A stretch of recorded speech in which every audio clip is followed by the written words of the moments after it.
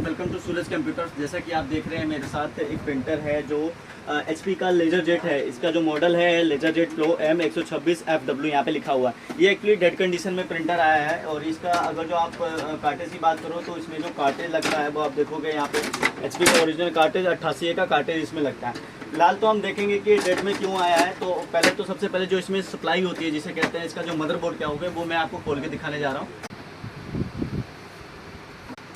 चलो अभी आप देख रहे हैं कि ये यहाँ से इसका कवर जो हटता है, कवर हटाने के बाद आप देखोगे यहाँ पे आपको NIC होता है जो नेटवर्क इंटरफेस कार्ड होता है जिसके थ्रू ये लेंस से आप नेटवर्क पे कनेक्ट कर सकते हो। और ये इसका जो मदरबोर्ड होता है ये सप्लाई कहलाता है।